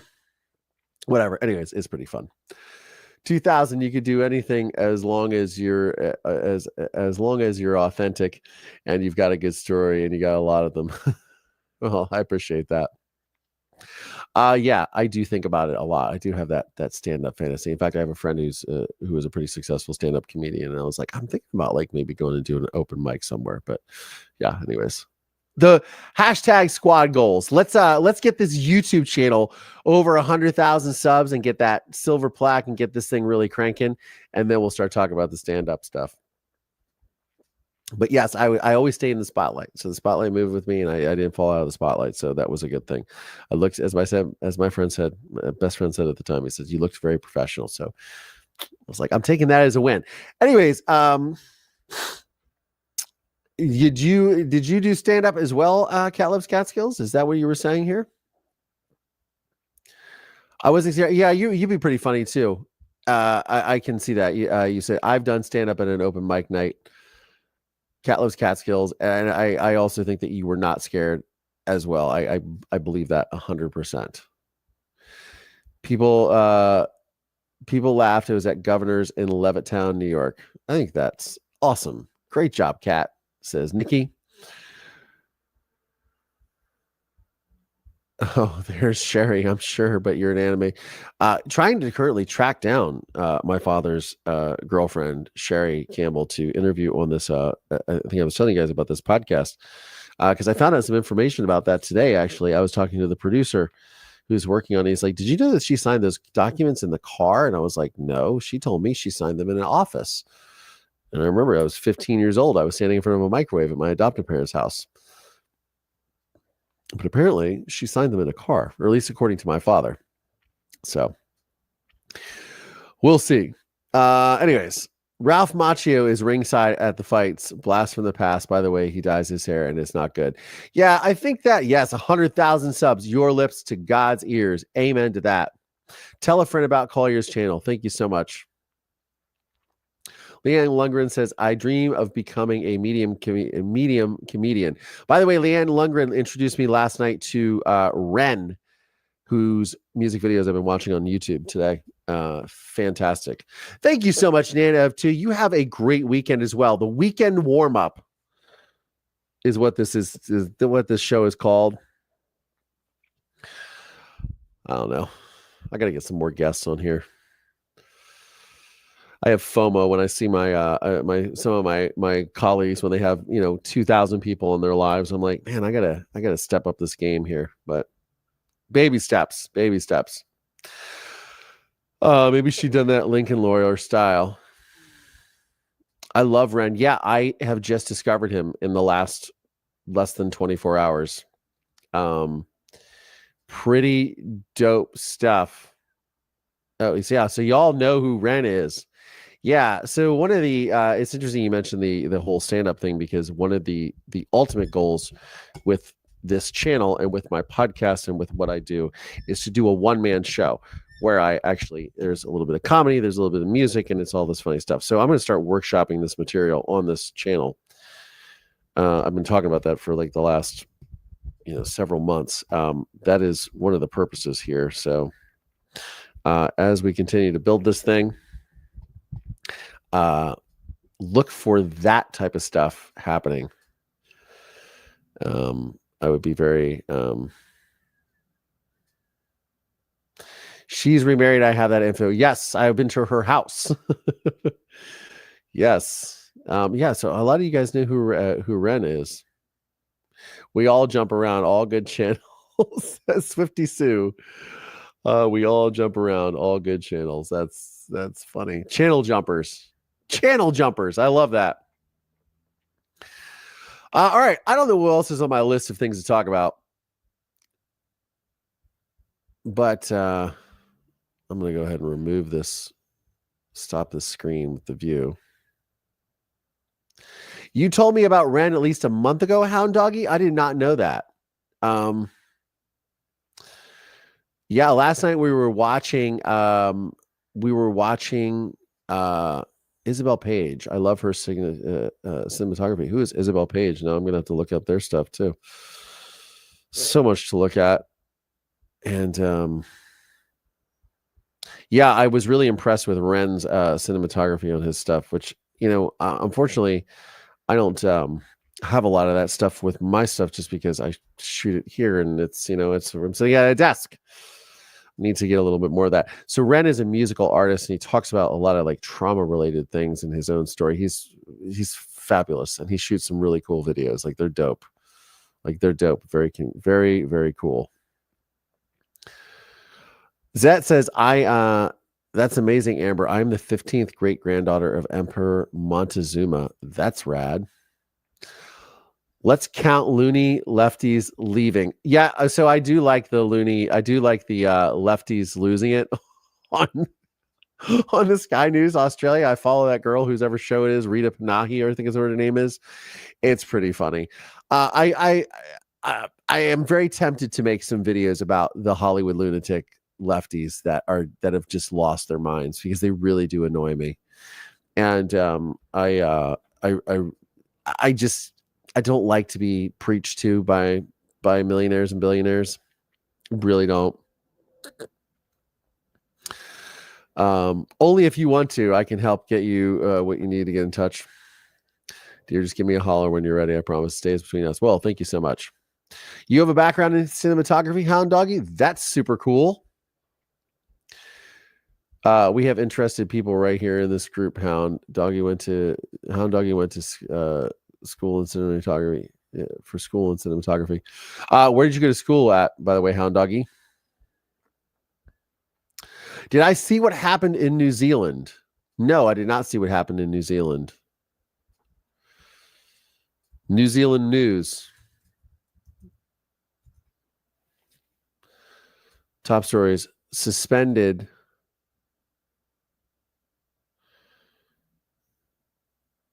with Haka. Okay.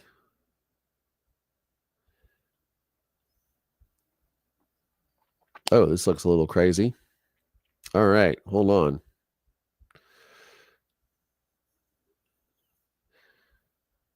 Oh, I think I know who Isabel Page is, actually. Now that I think about this. Let's see what this is, though. The holidays are coming. All right, we're going to turn off the stupid T-Mobile ad. Oy vey.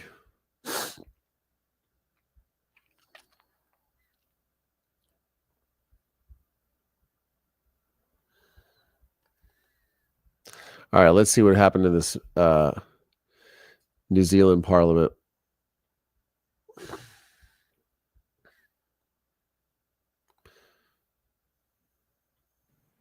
Te Tiriti o Waitangi is superior to any person and any law ever created in this House. It is the constitutional document. By this House, a democracy is established here in Aotearoa. This Parliament means nothing in Aotearoa without Te Tiriti o Waitangi. The only reason this Parliament exists in Aotearoa is because our tipuna consented to it. The only people who can make changes in an agreement are the parties who signed it.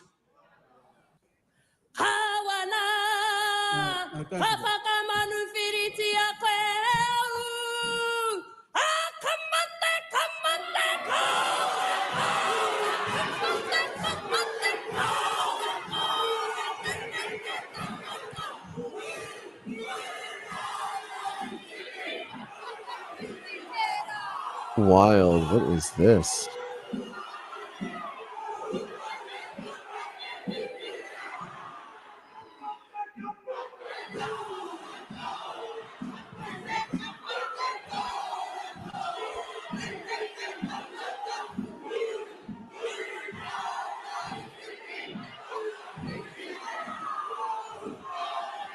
They're trying to pull a... Okay, so we gotta...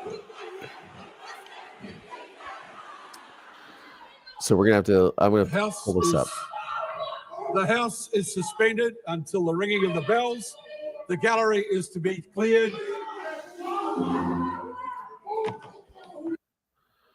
All right, so now I'm gonna...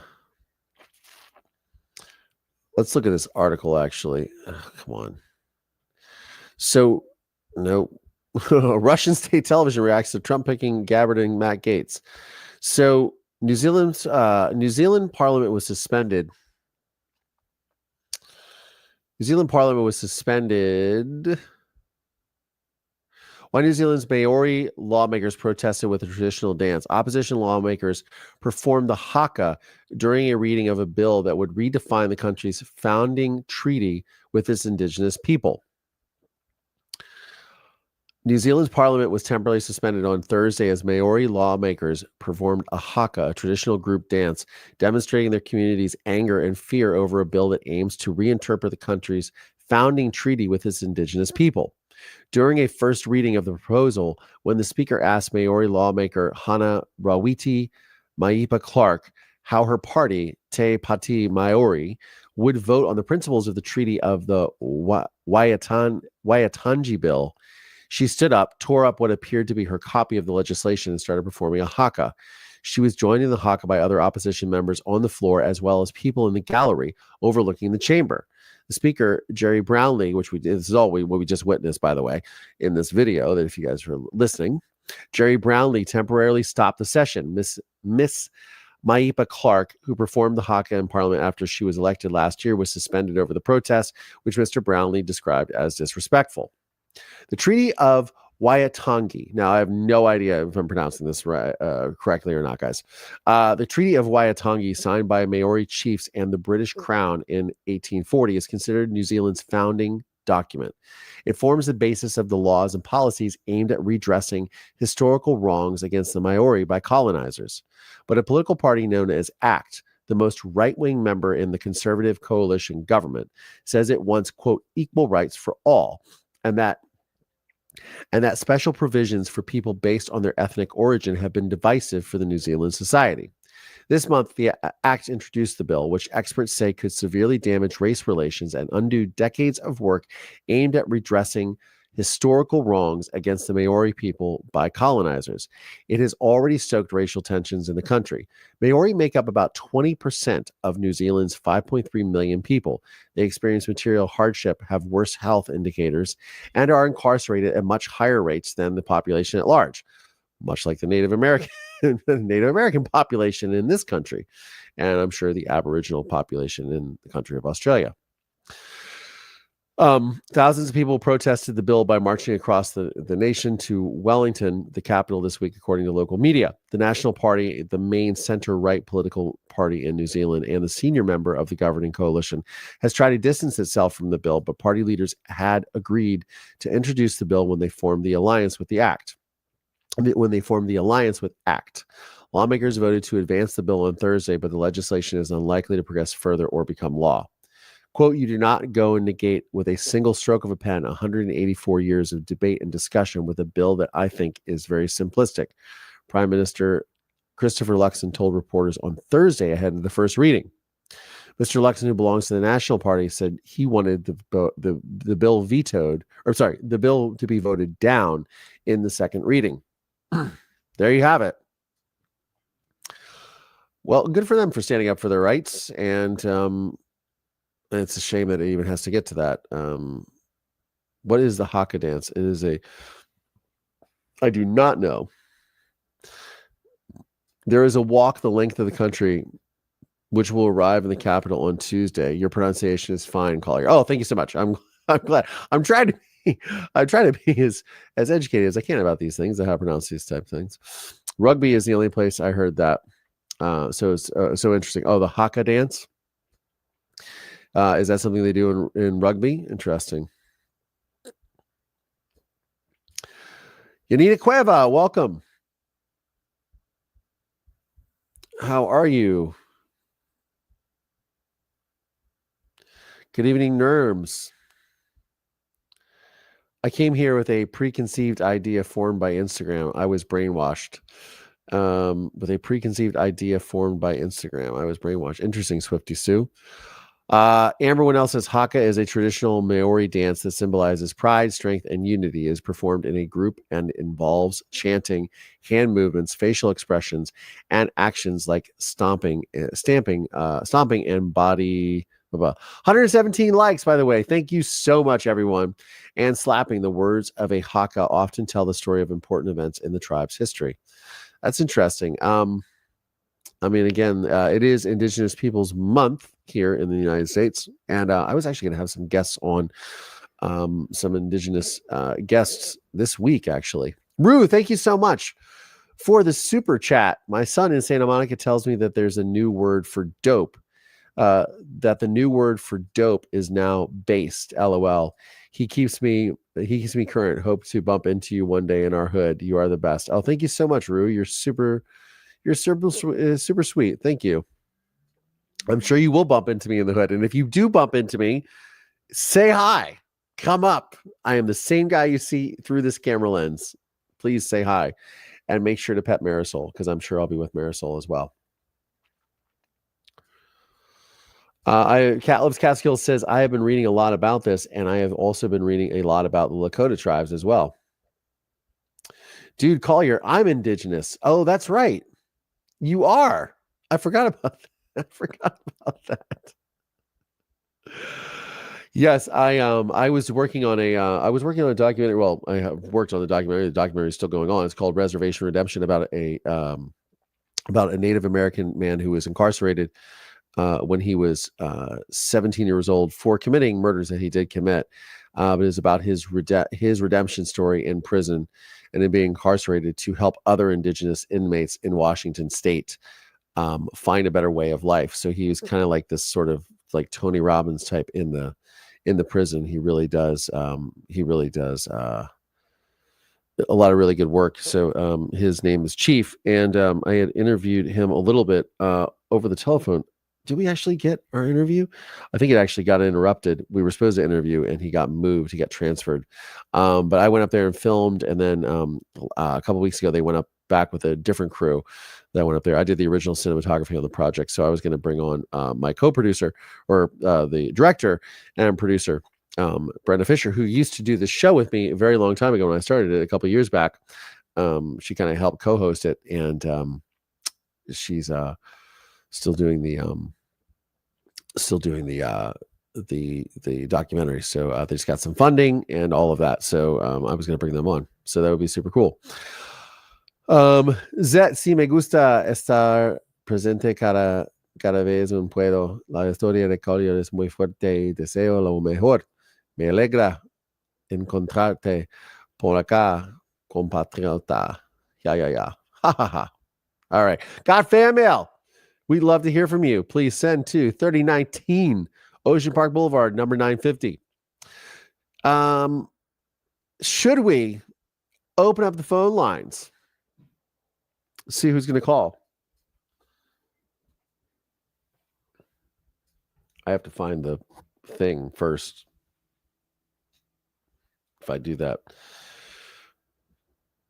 let's see here.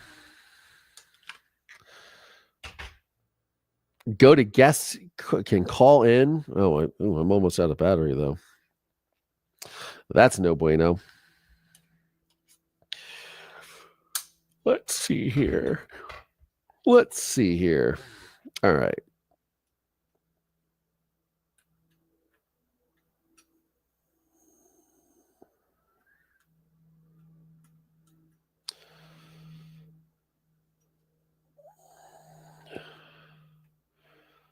Let's see. All right. Okay.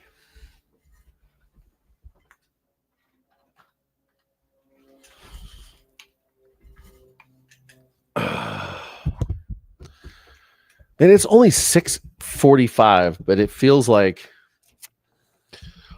it's 10 o'clock at night. I do not like when it gets dark early. I mean, I'm sure everyone would agree with that as well. Not fans of No lo sabía que hablas español. Oh, thank you so much for the super sticker, Rue.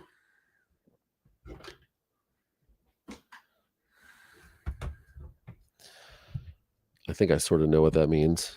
No la sabía. All right. Oh, hold on. It's blocking the view. For those of you that are listening, I am setting up the phone in its special little phone holder so we can take calls on the show. This is the live call-in portion of the show. And we'll see how this all works. Again, I'm trying to figure out a better way to do this, but it is expensive, so we have to wait. More super stickers. More super stickers help to pay for that. No, in all seriousness, once I get all that sorted out, that would be great.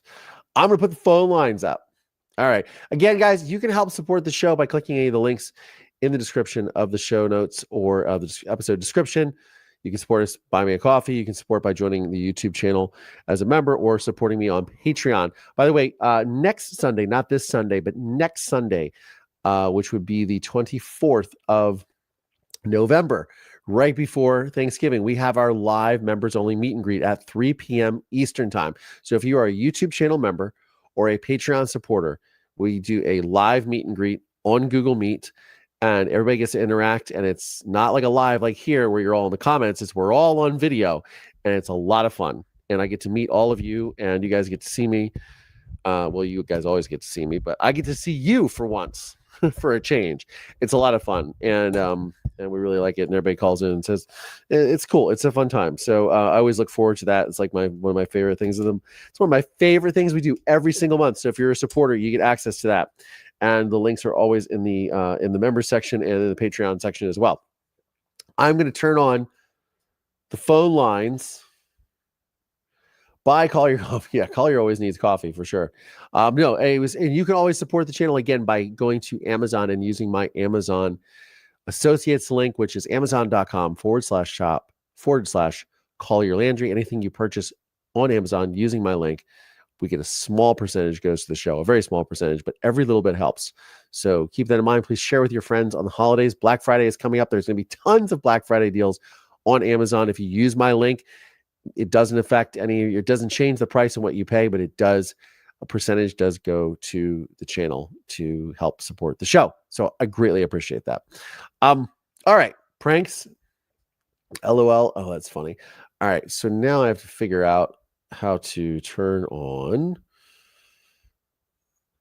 the actual phone line. Okay, so let's go here. And Google Voice. And we will turn it on.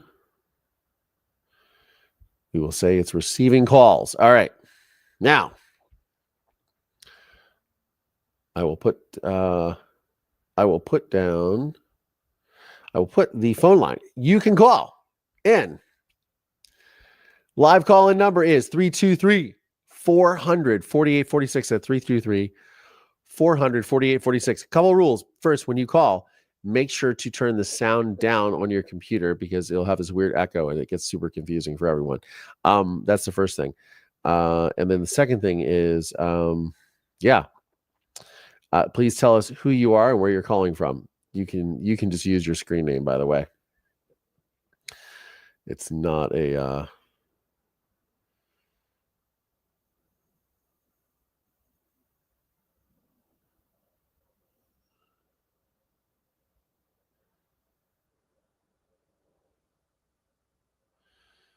let's see, mark that as unread. Where is my script these guys are supposed to send me, by the way? Come on. What is happening? Oh, here we go. Collier Landry staff. Oh, all right. Hang on here. You're live on the Collier Landry show. How are you? Hello, it is Viking, and I'm calling for Jake. No. Oh, yes, Jake Puppy. No, Collier, I wanted to thank you for taking the Ren there, but it really wasn't me. Hound Dog, he turned me on to him, and I was so mesmerized that I thought he sounded like you because I caught one of your older videos of you just jamming on a Saturday night, and it was very hypnotic, very good. Oh, thank you so much. Thanks. Are you going to play any more music? Do you have any plans? I will be doing that. Yes, absolutely. I have been practicing because I kind of got I had sort of a rough year, so I got away from the things that I love, which is playing music. So I'm very much eagerly looking to get back to that. So very soon. Well, as the guitarist very sits next to me. And I thought you'd resonate to him. But you have amazing people in this group that are so great, and we want to support you. Well, thank you so much. So, thank you so much. Okay. So have a wonderful evening, and I appreciate you and all you do. Oh, thank you. Thank you. You're so sweet. You're so sweet. I appreciate it. Have a good night. Bye. You too. Bye-bye. Oh, it's very sweet. I appreciate the phone calls. I appreciate the support. I hope it does that come through does that actually like come through the speaker? Okay. I don't know. I think so. I think y'all can hear that, right? Music can be such an effective healing tool. Yes, and it definitely did. Thank you all for being here and supporting my channel. Oh, thanks. I love how all the mods are so amazing on this channel, by the way. You guys are also amazing with remembering all these commands in Nightbot that prompts Nightbot to do them. Like, I don't know half these commands. So thank you all so much for doing that. Goals for 2025. Amen to that. It's coming through great. Thank you so much, Kamikin. I appreciate that.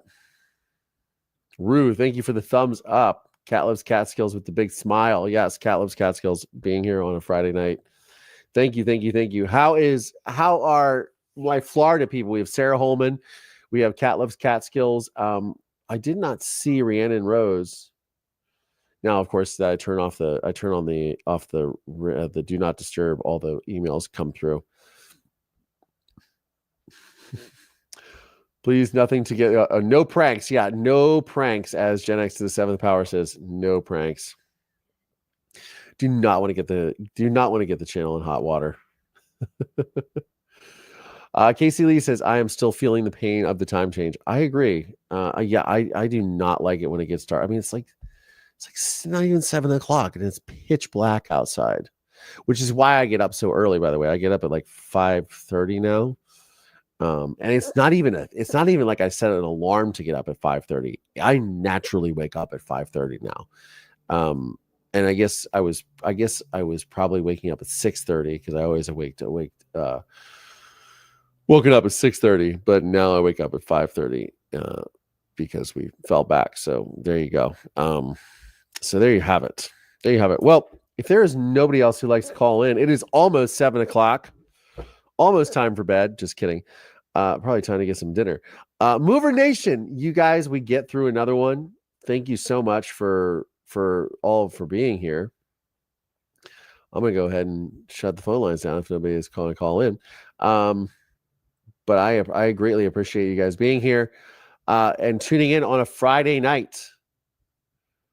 On a Friday night, I really appreciate you guys showing up for me, and it's very kind of everyone to be here. So, anyways, thank you all so much. I greatly appreciate you. And Mover Nation, as I like to say, we get through another one. And on that note, here's the outro.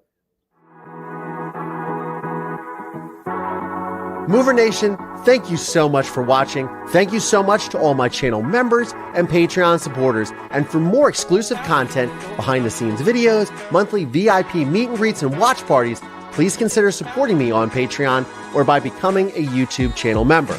If you like this video, check out this one right here or this one right here.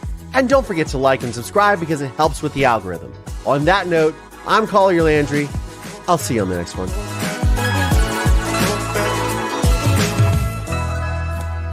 Good girl, Marisol. Good girl.